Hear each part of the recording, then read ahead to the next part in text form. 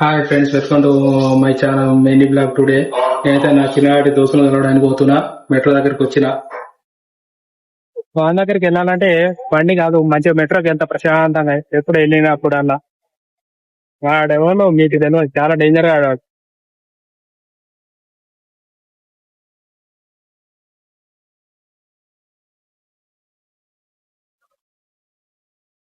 Metro వస్తుంది, metro ఎక్కి వెళ్ళిపోతాం ప్రశాంతంగా.